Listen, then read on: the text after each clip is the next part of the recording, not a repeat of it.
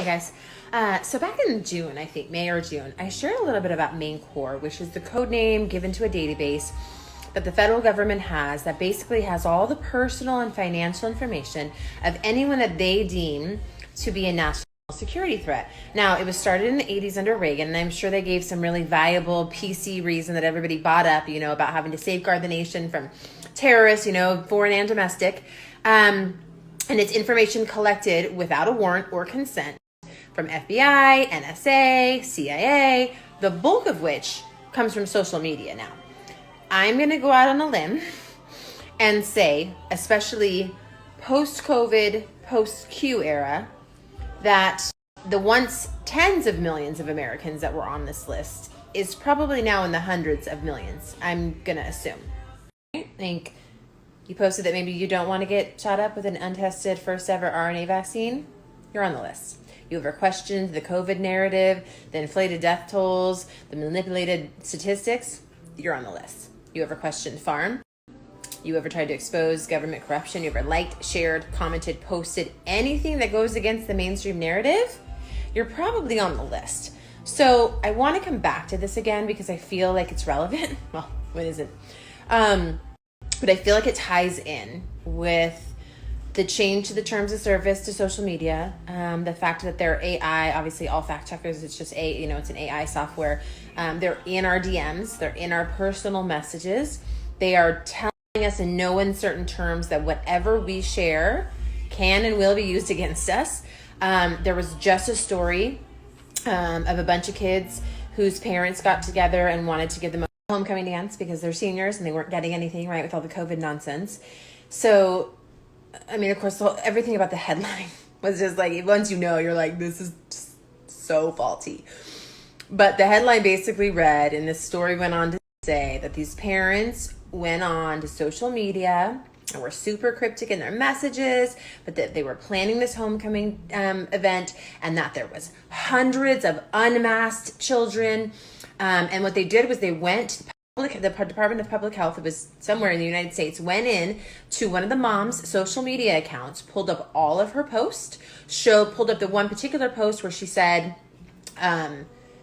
basically something about you can come with a mask if you want to, but we're encouraging you not to. And so now they are trying to say that because she encouraged people to not wear a mask, and through their social media posts, they were coordinating this event that went against current mandates, right? Because you can't gather with more than 3 people that, don't belong to your household, but go ahead and go to Walmart with, 200 of your closest degenerate friends. But now they are trying to they are claiming that there's a huge uptick and surge in cases that they claim that they tracked back to this homecoming party, that they then went and found these parents' social media posts, and they are using those to hold these people liable. Now, legally, I don't know if this is going to go anywhere, but we see, right, the trend. We see where this is going. We see, neighbor turning on neighbor. We see people snitching and ratting people out. They have the hotlines.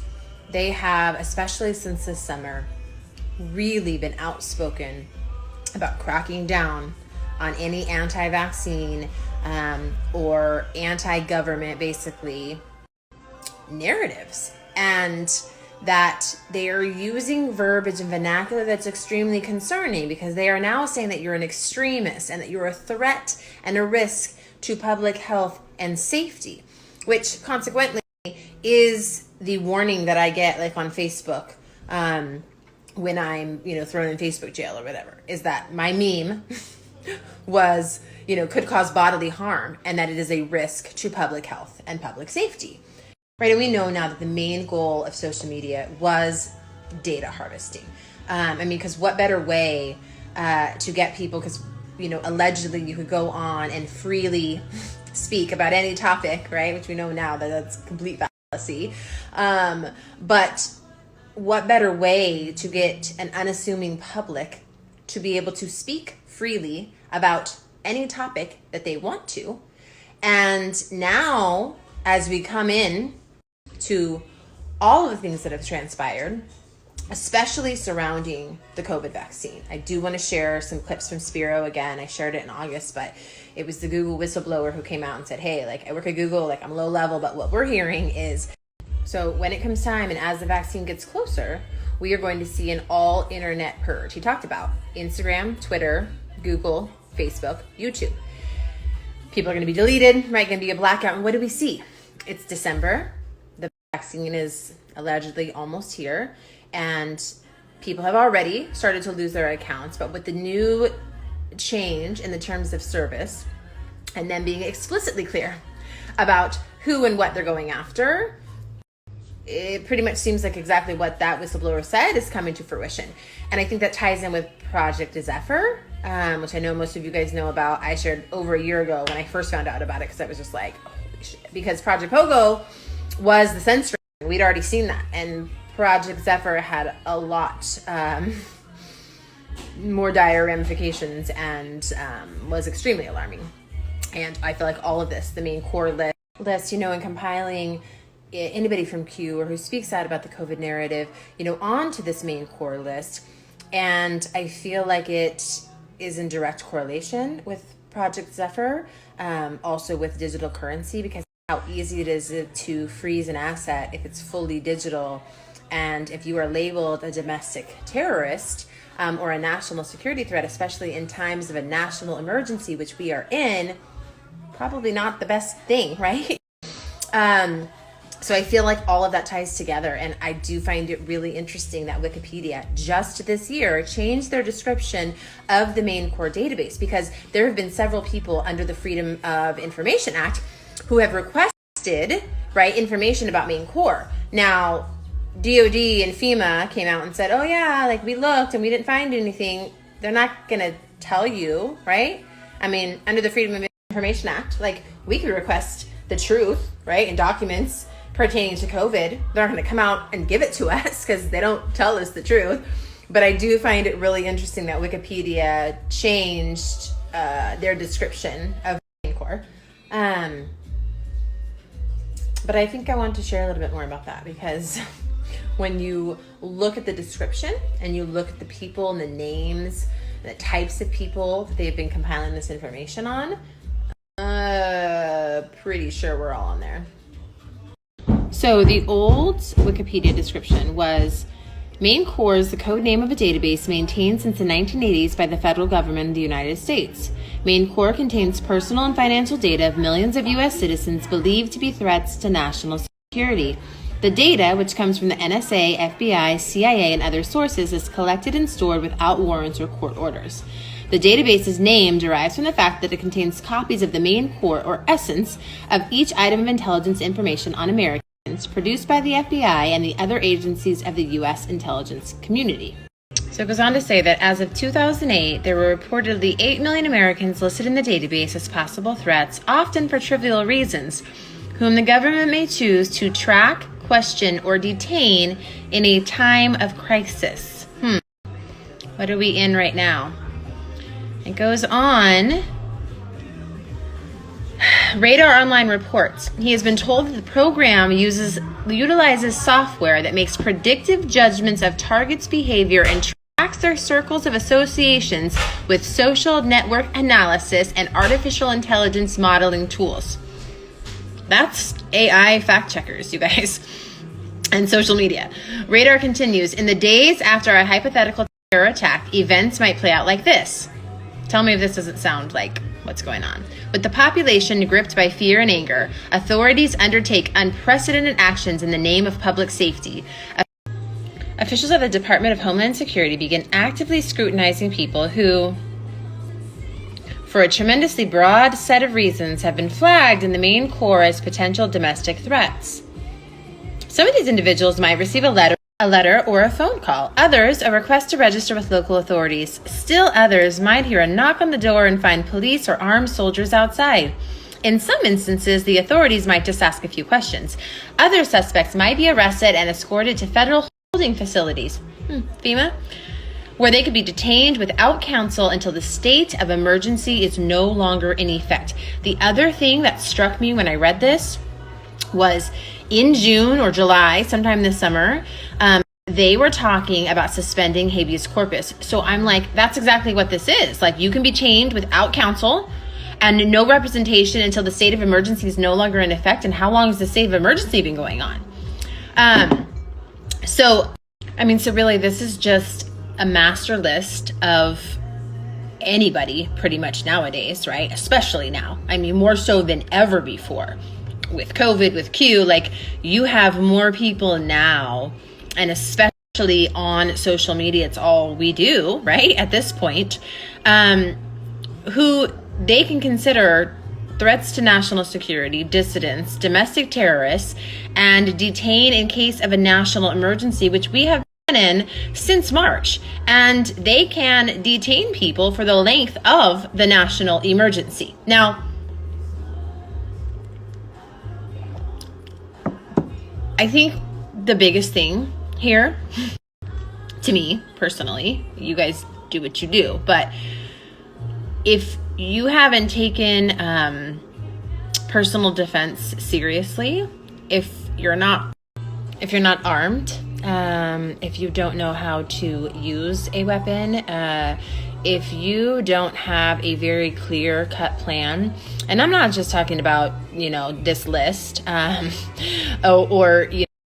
know that our literally, like, our phones were developed as a tracking device, right? And so it's like they have all the information they could possibly want, right? They have our DNA. They have everything. But I hear a lot of people who say, I'm not going to take the vaccine, when it comes. Absolutely not. Like, you're not coming near me. No, thank you. Like, I'll die first. And I'm just wondering how many people are really willing to actually fight, because it is almost at our doorstep. And it is going to be a question of, if they back you into a corner, which they already have and will continue to do. Very soon, employers will be requiring it. You'll need it for entry into a store. You won't be able to participate in society pretty much in any facet, I believe, without proof of vaccination. You won't be able to feed your family. You won't be able to shop for food. Probably won't be able to access your digital currency, because how easy is it, again, to freeze an asset that's fully digital? So when we're backed into a corner and they inhibit your ability to provide and protect and feed your family, who's going to fight and who's going to fold? It gives me chills, because I know a lot of people will fold, because they will feel like they don't have a choice. It is the exact same thing we see with the mask right now. Well, I only wear one to avoid confrontation. I only wear one because I got to get groceries. I get it. I mean, how many people do you hear and know that say, well, I got to eat, or I got to feed my family, or I got to work, so I'm going to wear one just for that, but I don't want to? Well, exactly. And they know that. So today it's the mask, tomorrow it's the vaccine, right? And it's the exact reason why they designed society in this particular fashion.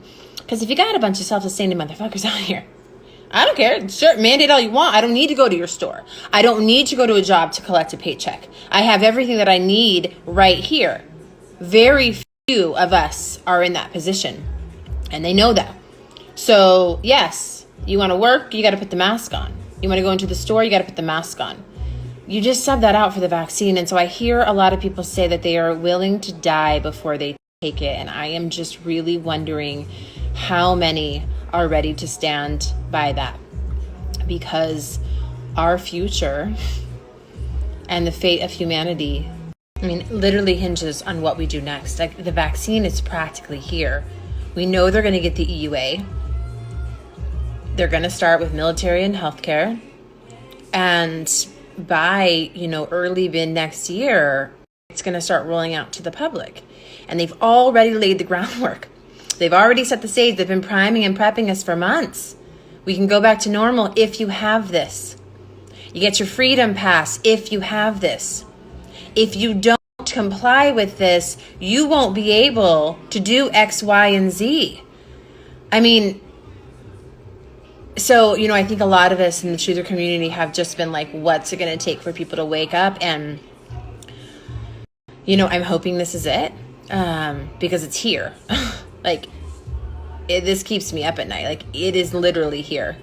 And there are a very small percentage of us that are self-sustaining and off the grid and don't need to participate in society. And we know, right? You and I know that when it comes down to it, and when a large majority of people are backed into a corner, and it's the choice of, hey, you don't get to show up to work today until you have that, or hey, like, no, sorry, it's like the social credit system in China, like, oh, you got red today, you don't get to drive, you don't get to work, you don't get to go to the grocery store. Are people going to stand up then? Or are we going to see what we've seen thus far? Because there's a large percentage of people that are just dying to get back to normal. And they believe that if they do this, just like they believed this entire time, oh, if we just lock down for 2 weeks, oh, if we just wear a mask, oh, if we just shut down our business, oh, if we just close the school, if we just lock down indefinitely, if we make masks mandatory, if we just take the vaccine, like this will all go away and we'll all go back to normal. Like they really believe that. And like those of us who know, like things are never going back to normal. And once people start shooting up with that, that is literally the destruction of any chance at normalcy that we had. And so I'm just wondering, like, when push comes to shove and people are really backed into a corner, the people who know and who say that they will not get this, like, is that when people rise up and we start fighting? Because that's the true, right, test of a man, right? It's the Martin Luther King quote, like, the ultimate measure of a man is not where he stands in moments of comfort and convenience, but where he stands in moments of challenge and controversy. And so when shit hits the fan, like, I certainly hope people are ready to stand up and fight, because I feel like that's the last stand. And I am very concerned that, when the master is over you and people are desperate, that they'll fold. And then I don't know where that leaves us.